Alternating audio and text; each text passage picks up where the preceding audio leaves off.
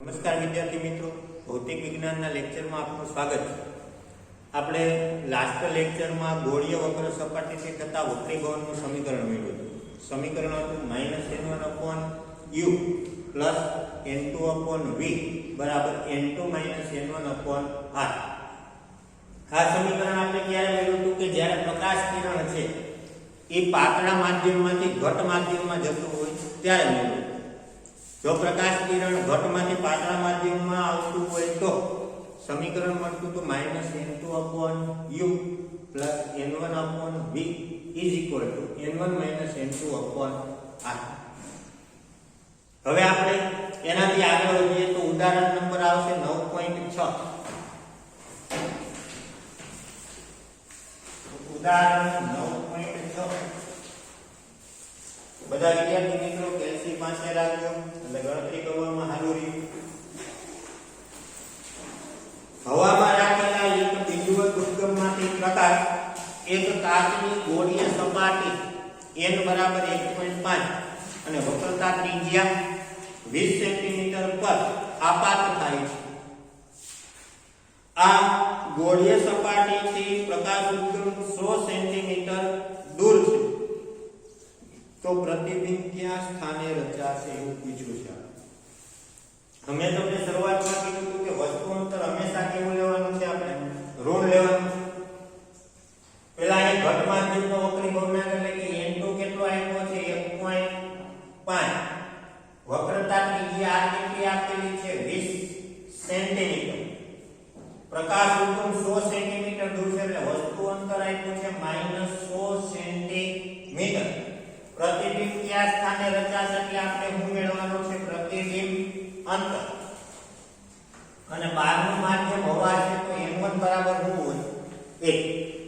તો આપણે લાસ્ટ લેક્ચરમાં જ ભણ્યા હતા કે ગોળીય વક્ર સપાટીથી થતા વક્રીભવનનું સમીકરણ શું હતું.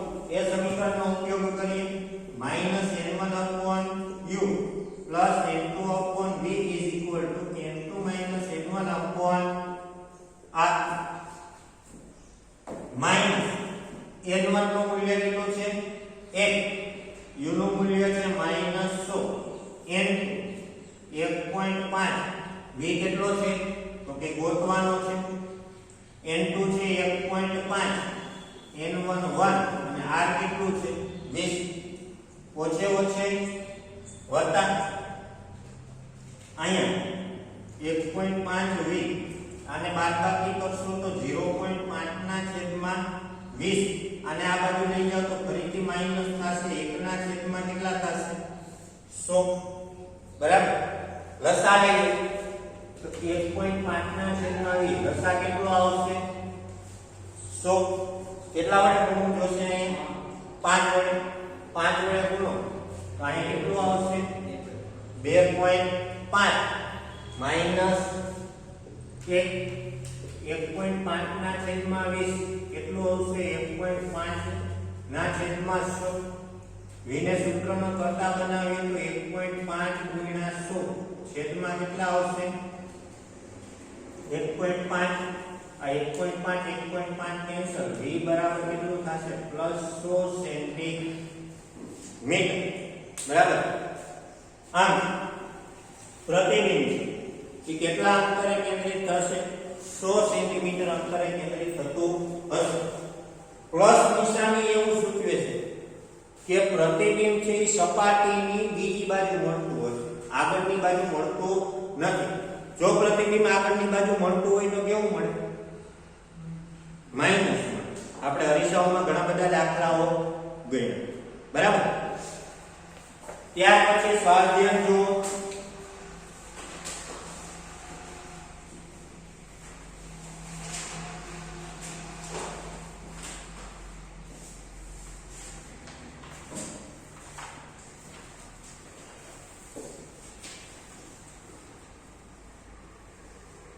લગભગ મારા ખ્યાલ મુજબ પહેલો ને બીજો દાખલો બે ગણાઈ ગયા. સ્વાધ્યાયનો ત્રીજો દાખલો જો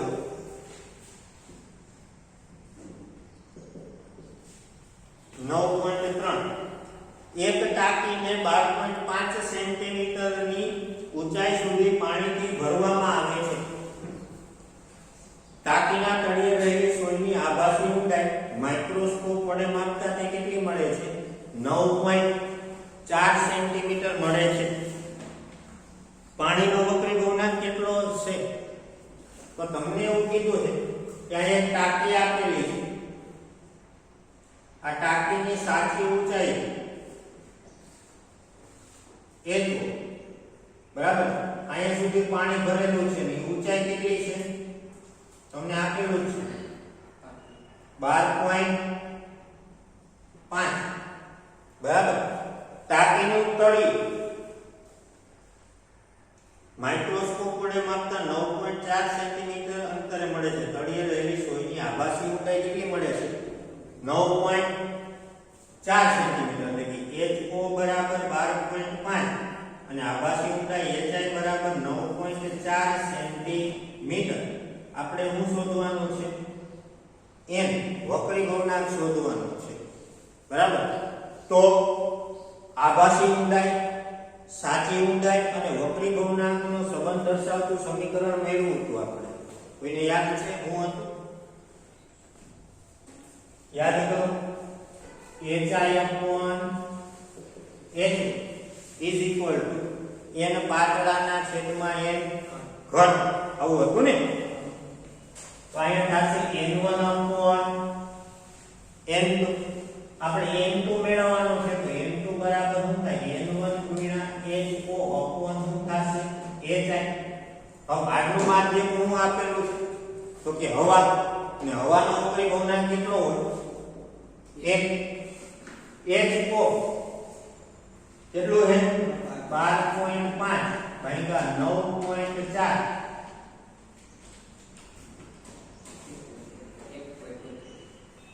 1.32.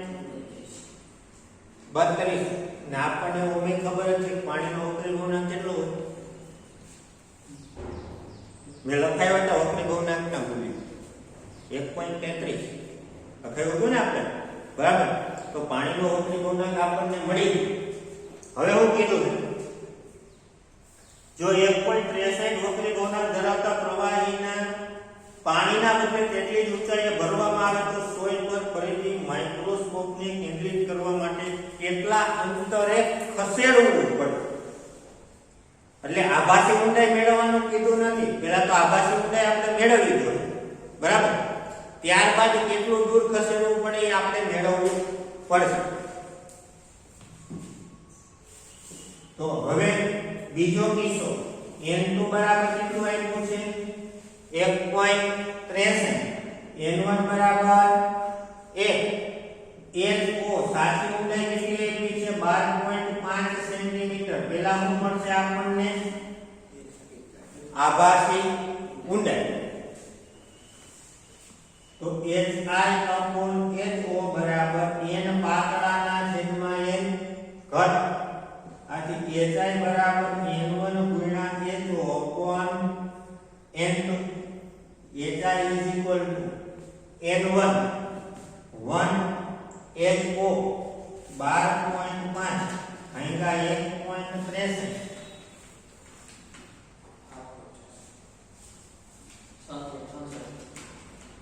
જોજી જવાબ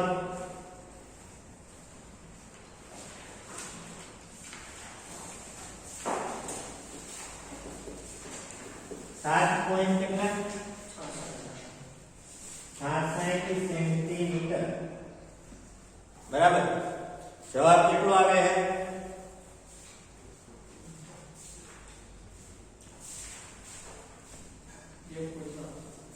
1.4. મેં તમને કીધું કે આભાસી ઊંડાઈ આપણે મેળવવાની નથી, બરાબર. આપણે શું મેળવવાની છે કે કેટલું દૂર, બરાબર. તમને આપ્યું છે 9.4 સેન્ટીમીટર શરૂઆતમાં આપી હતી ને આભાસી ઊંડાઈ, એમાંથી આપણે આ બાદ કરવાનું છે, બરાબર. લગભગ 2 મળે છે કે આન્સર તમે જોયો કેટલો મળે છે? 1.7, બરાબર. આની બાદબાકી કરો તો આપણને કેટલું મળશે? 1.1. આમ માઇક્રોસ્કોપને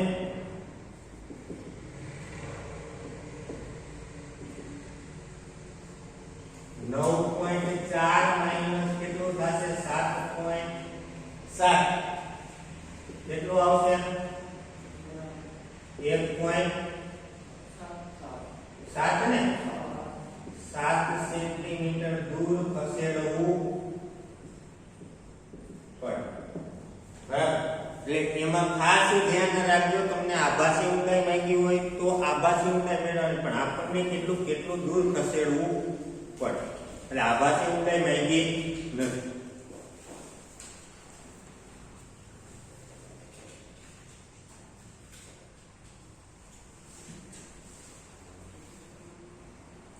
ત્યારબાદ લખાઈ ગયું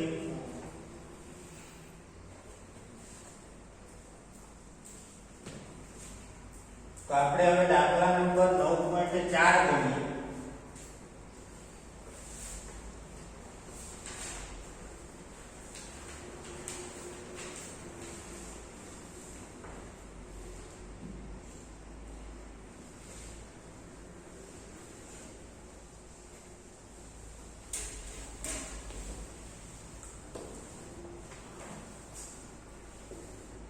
સ્વાધ્યાયનો દાખલો 9.4 તમને એવું કીધું કે હવામાં ગતિ કરતું કિરણ કાચ હવા અને પાણી હવાની સપાટીએ રચાયેલા લંબ સાથે 60 અંશના ખૂણે આપાત થાય છે જેના વક્રીભવન આકૃતિ 9.31 A અને B માં દર્શાવેલા છે પેલી બે આકૃતિ દર્શાવેલી છે પાણી કાચની આંતર સપાટીએ રચાયેલ લંબ સાથે પાણીમાં 45 અંશનું આપાત કોણ હોય ત્યારે કાચમાં વક્રીભવન કોણનું શોધવાનું છે મૂલ્ય તો જો પેલી આકૃતિ આવી હતી છે કઈ સપાટી આવી છે આપણને તો કે હવા કાચ સપાટી આવી છે ને અહીંથી પ્રકાશનું કિરણ આપાત થાય છે અને અહીંથી વક્રીભવન અનુભવે છે આ રીતે આ ખૂણો કેટલાનો આપ્યો છે 60 આ ખૂણો કેટલાનો આપ્યો છે 35 આ કાચ છે ના શું છે હવા બરાબર તો પેલી સપાટી માટે સ્નેલને યાદ કરીએ સ્નેલ તો આપણે ઘરનો માણસ છે તો સ્નેલનો નિયમ n1 sin θ1 n2 sin θ2 હવે n1 તો કે હવાનો વક્રીભવન કેટલો હોય 1 sin θ1 કેટલો છે 60 n2 તો કે કાચ આઈકોન લખી શકીએ નહીં નકર રાખવાનો નો આઈકો હોય sin કેટલા 35 લોક ટેબલ છે ને આપણી પાસે n2 sin 60 ની કિંમત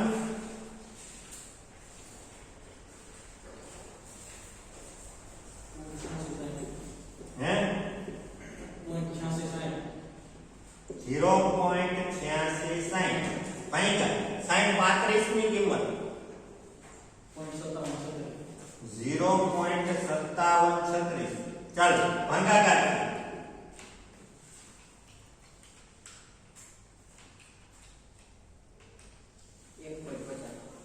1 પોઈન્ટ હે પછી પાછળ આખો છે 1.509 બરાબર હવે જો અહીં n1 ના બદલે હું એર લઉં છું એટલે કે હવા અને અહીંયા હું લઈ લઈ ng એટલે કે ગ્લાસ કાચ એટલે કાચનો વક્રીભવનાંક મળી ગયો હવે બીજી આકૃતિ પરથી આપણે પાણીનો વક્રીભવનાંક મેળવવો પડશે અને પછી ત્રીજી આકૃતિનો ઉપયોગ કરવાનો છે આ પહેલી આકૃતિ હવે બીજી હવામાંથી પાણી બનતું નથી હો ભાઈ પ્રકાશ કિરણ આવે છે આ ખૂણો કેટલા અંશનો છે 60 આ કેટલા અંશનો છે 47 બરાબર અહીંયા હવા છે ને અહીંયા શું છે પાણી તો આના માટે આપણે સ્નેલને યાદ કરીએ તો સ્નેલનો નિયમ n2 sin sin થીટા 1 એટલે કે sin 60 અંશ બરાબર n વોટર sin 47 અંશ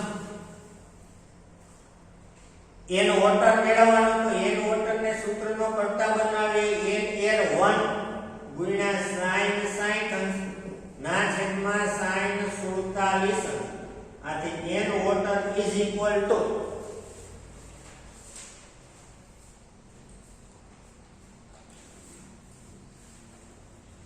કિંમત 0.86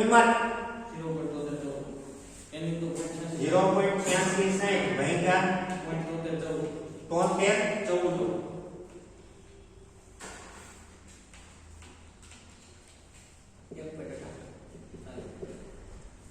એક પોઈન્ટ હળતી કિંમત જોઈ છે ને sin 47 ની 1.18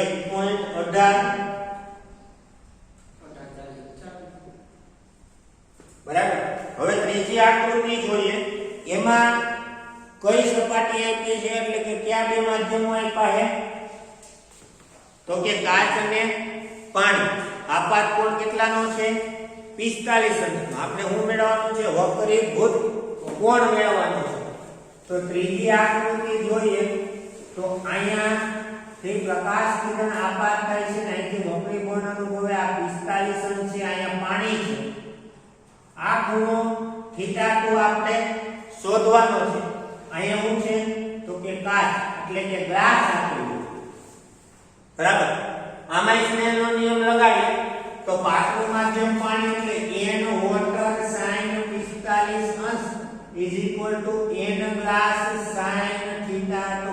આપણે θ2 નું મૂલ્ય મેળવવાનું છે. n વોટર હમણાં મેળવો 1.18 ગુણ્યા sin 45 અંશ બરાબર છેદમાં લઈ લઈએ n થી sin θ2 આથી sin θ2 1.18 ગુણ્યા sin 45 ની કિંમત 0.27 છેદમાં n થી મેળવો આપણે 1.509 આથી θ2 બરાબર sin ઇન્વર્સ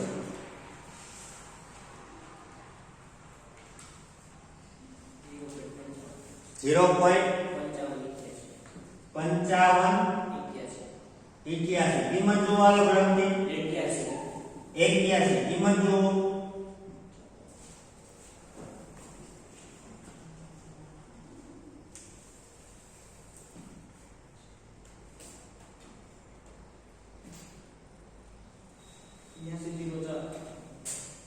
8204 એટલે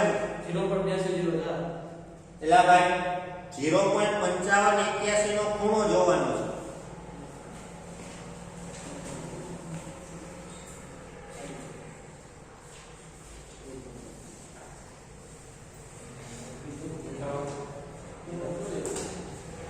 લાવો મારી પાસે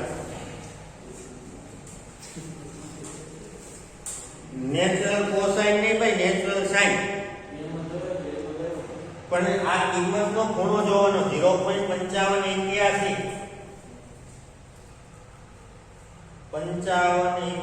એટલે 55 આપ્યું છે આપણને 33 અંશ અને 54 મિનિટ 33 અંશ અને 54 મિનિટમાં અને મેન ડિફરન્સ 81 છે એટલે 4 ઉમેરવા પડે એટલે 2 એટલે થશે 33 અંશ અને 56 મિનિટ.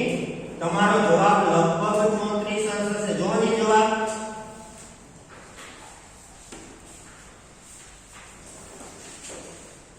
વક્રીભૂત કોણનું મૂલ્ય કેટલું મળશે આપણને લગભગ 34 અંશ. સ્વાધ્યાયનો દાખલો 9.4 મળ્યો જવાબ.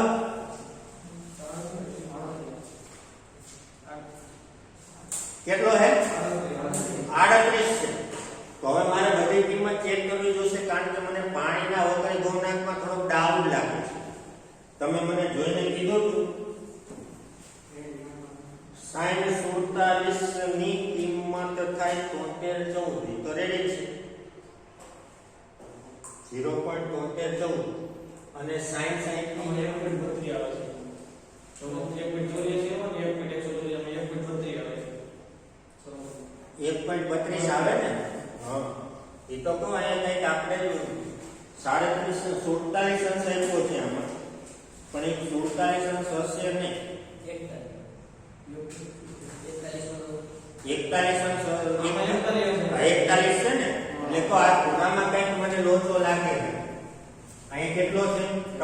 બુકમાં ભૂલ છે, સુધારી નાખજો. કેટલો હશે? 41. sin 41 ની કિંમત કેટલી થાય? તમારી બુકમાં ભૂલ છે. અહીંયા કોનો બુકમાં 47 અંશ આપેલો હોય તો ત્યાં કેટલો લેવાનો છે? 41. અને જો તમે કોનો 41 અંશ લેશો તો sin અહીંયા થઈ જશે 41 અને sin 41 ની કિંમત કેટલી થાય તો કે 0.65 તો અહીંયા તમને n વોટર એટલે કે પાણીનો ઉતરી ગુણાંક કેટલો મળશે? 1.32. ત્યાર પછી ત્રીજી સપાટી લો, કાચ પાણી સપાટી. ફરીથી આ બિંદુ આગળ સ્નેલનો નિયમ લગાડો તો n વોટર sin 45 બરાબર mg sin θ2 અને તમે ખૂણો મેળવશો તો તમને અંતિમ વક્રીભૂત કોણ કેટલાનો મળશે? 38 અંશનો મળશે. બરાબર. ત્યારબાદ એક દાખલો ગણી લઈએ.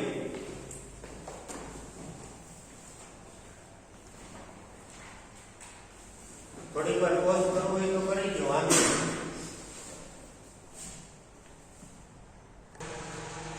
સ્વાધ્યાયનો 9.5 નો દાખલો લો.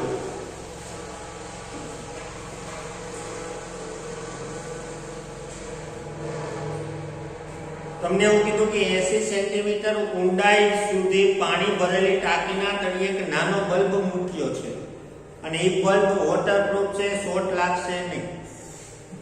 બલ્બમાંથી ઉત્સર્જિત થતો પ્રકાશ પાણીની સપાટી પાસેથી કેટલા ક્ષેત્રફળમાંથી બહાર આવશે? પાણીનો ઉતરી ગુણાંક કેટલો લેવાનો છે? 1.33 અને બલ્બને બિંદુઓ ઉદ્ગમ તરીકે ગણો. હજુ સમજો કે તમને આ પાણીની ટાંકી આપેલી છે.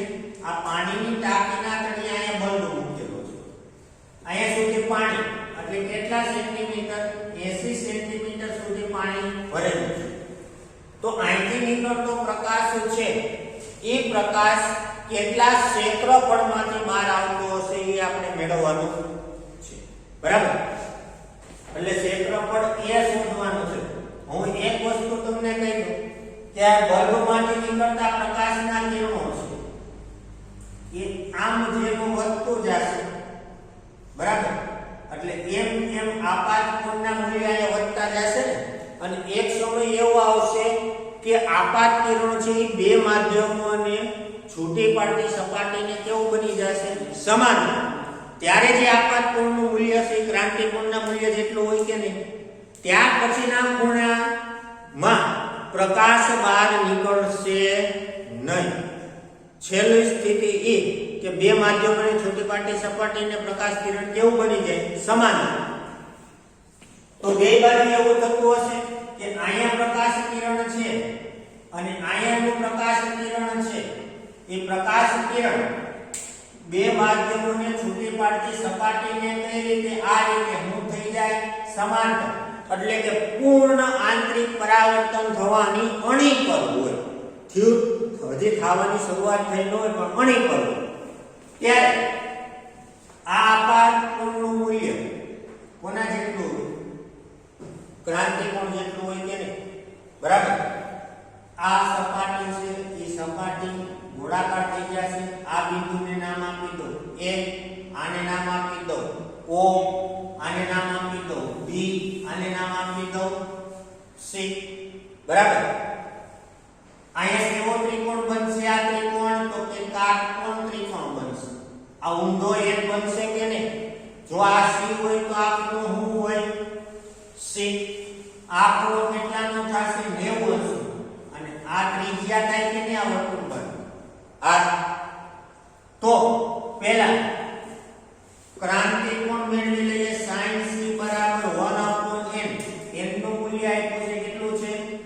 1.33. આથી c sin ઇન્વર્સ 1/1.33. ચાલો ભાઈ 1.33 વડે 1 ને ભાગો. 1.33 જ આપેલું છે ને.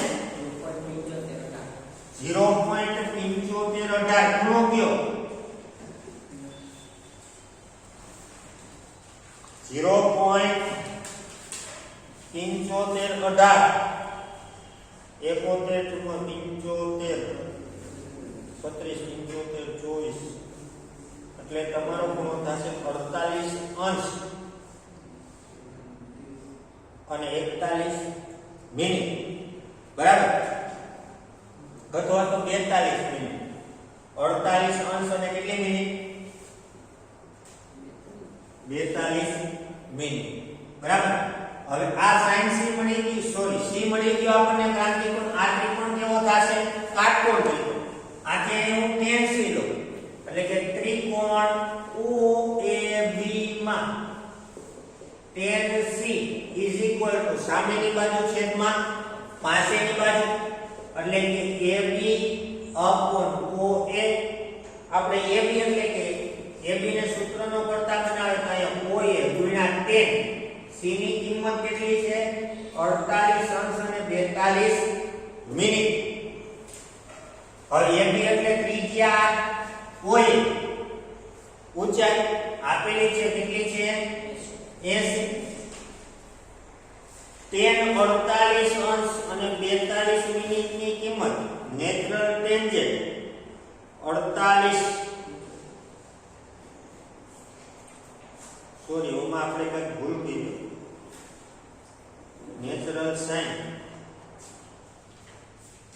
આ કેટલો હતો? 0.7518.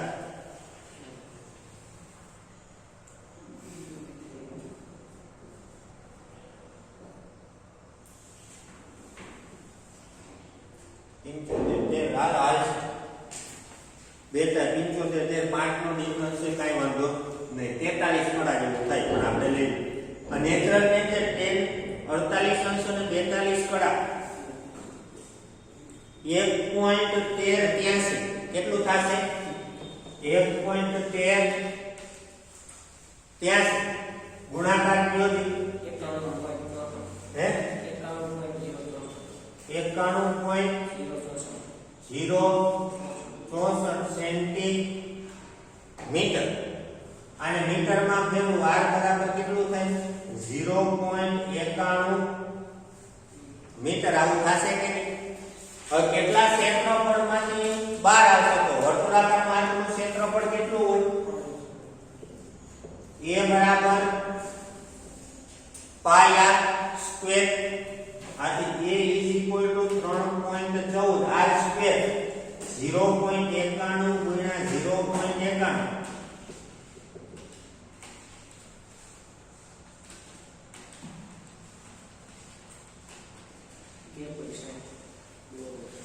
જવાબ જોઈ લેજો. 2.60 મીટર જેટલા ક્ષેત્રફળમાંથી બહાર આવશે. રેડી? ઓકે. બાકીનું આપણે હવે નેક્સ્ટ લેક્ચરમાં ભણીશું. Thank you.